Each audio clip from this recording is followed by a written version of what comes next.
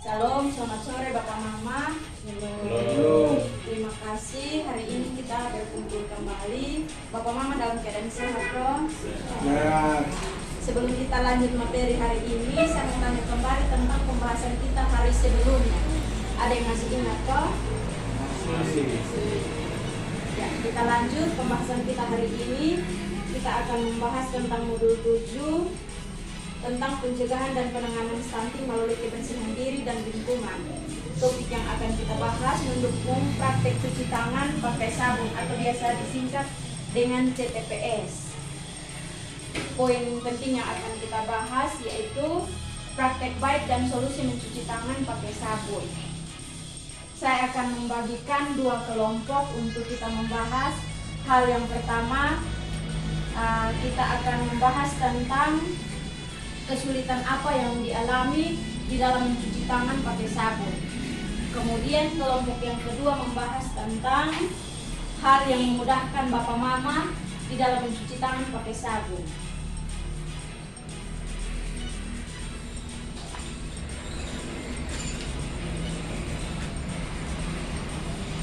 Silahkan Bapak Mama berdiskusi. Saya berikan waktu 2 menit. Ya, waktu diskusi selesai, saya berikan kesempatan kepada Bapak Mama untuk membacakan hasil diskusi masing-masing. Silahkan. Baik, kami kelompok 1, kami akan membacakan hasil diskusi kami tentang hal-hal yang sulit dilakukan untuk mencuci tangan pakai sabun. Yang pertama, kebiasaan yang sudah terbawa turun-temurun dalam tidak terbiasa dengan cuci tangan ya. Yang kedua, kurangnya pemahaman terhadap arti kebersihan itu sendiri. Demikian dari kami kelompok 1. Ya, terima kasih. Kita beri aplaus untuk kelompok 1. Ya, kelompok 2, silakan bacakan hasil diskusinya. Baik, dari kami kelompok 2 akan bacakan hal-hal yang memudahkan kami mencuci tangan menggunakan sabun. Yang pertama, paham tentang pentingnya kebersihan diri ditambah lingkungan. Yang kedua, kebiasaan setelah pulang dari kebun harus cuci tangan pakai sabun. Terima kasih. Kita berikan aplaus untuk kelompok 2.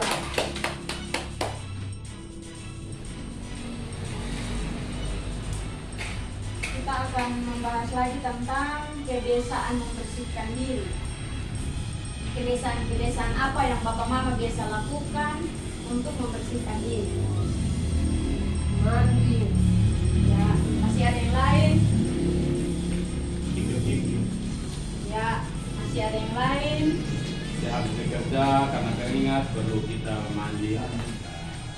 Ya, terima kasih. Jadi kebiasaan-kebiasaan yang biasa kita lakukan untuk membersihkan diri yaitu mandi atau mencuci tangan setelah pulang dari kebun. Sebelum mandi kita pasti cuci tangan baru masuk ke rumah.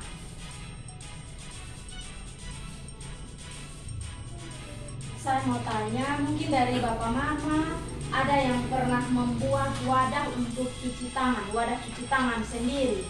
Ada. Ya, silahkan Mama Nino, mungkin bisa diceritakan sedikit. Saya buat dari bekas ember poker itu saya buat pakai selang kecil keran untuk buat tempat cuci tangan. Begitu. Ya, terima kasih. Jadi tempat atau wadah cuci tangan itu tidak perlu kita beli yang mahal-mahal dari toko, tapi kita bisa buat sendiri dari bekas ember oker atau bekas cat ataupun jergen. Bisa kita potong dan kita pakai sebagai wadah untuk kita siapkan air untuk mencuci tangan.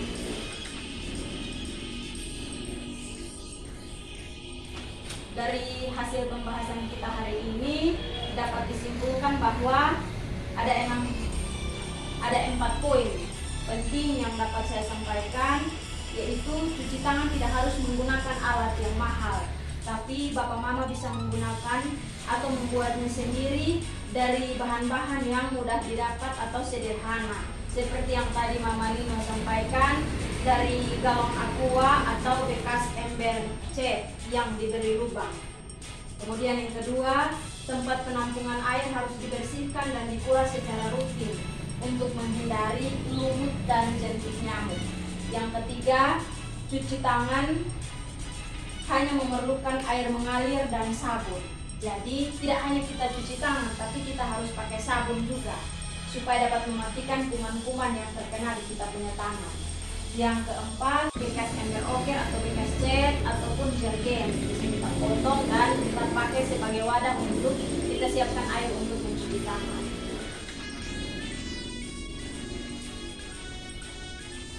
Dari hasil pembahasan kita hari ini dapat disimpulkan bahwa ada 4 poin penting yang dapat saya sampaikan, yaitu cuci tangan tidak harus menggunakan alat yang mahal, tapi Bapak Mama bisa menggunakan atau membuatnya sendiri dari bahan-bahan yang mudah didapat atau sederhana. Seperti yang tadi Mama Lino sampaikan, dari galon aqua atau bekas ember cat yang diberi lubang. Kemudian yang kedua, tempat penampungan air harus dibersihkan dan dikuras secara rutin untuk menghindari lumut dan jentik nyamuk. Yang ketiga, cuci tangan hanya memerlukan air mengalir dan sabun.